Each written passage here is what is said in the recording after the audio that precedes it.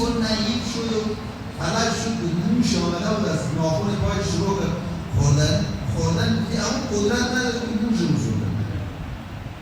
صدای از فضای اتاق بلند شد تو همون پهلوان نبودی که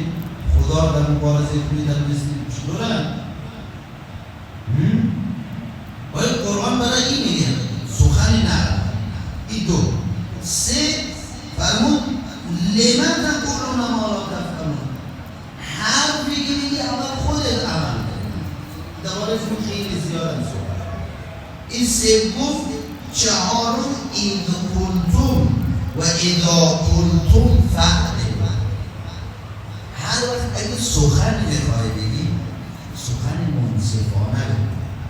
گپ میخوای بزنی گپ منصفانه بگی گاهی دیدی دو تا برادر نمیشو و گاهی مثلا خود به بعض دوستا عرض میکنن میبینم که حالا مثلا گاهی یا خواسته یا در شوخی میخواد برای شریک کنم موقع من به شوخی شما کار نداریم گاهی آدم باید مثلا بعض شوخی ها واقعا مثلا انصافانه منصفانه نیست بعضی حرف ها از عدالت بدون گاهی با بعضی علما رو هم با بعضی گرمه ها و زبان طلای و زبان بلای علما رو هم با بعضی حرف ها آدم میتونه آبروی کسی رو بخره با بعضی حرف ها با یک کلمه آدم میتونه آبروی کسی رو بخره تو سخن گفتن خیلی مهم فرمود اذا قلتم فعلوا حالا میخوای سخن بگی فعلوا عدالت در نظر بگیر عدالت رعایت کن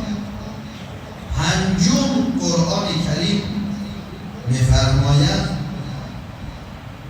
قولوا میسورا میسور کلمه میسور از یوسف یسیر به معنای آسان حرفی بزن که همه بفهم یک گرمی بزن که مثلا خب گرم بزنیم یک بچه 10 سالم بفهمم یک مثلا خب پیر 90 سالم بفهمم اون مادر اونجا بفهمم این مثلا خب این پیرمرد اینجا بفهمم جوان اهل علم هم بفهمم تا به حرف بزنیم بفهمم دیگه یکی آمد گفت آقا فلانی خیلی دانشته خیلی علم کجا بفهم گفت سخنرانی کرد که هیچ کس حرف از اون نفهمد به استاد ما گفت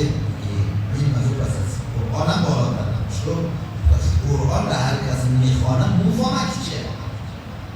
ما یک بچه طلبه مبتدی قرآن نگاه قرآن بکنم مفهمم لذا قرآن میگه قول قول میسور حرف میگه که یوسف آسان باشه اما فهم باشه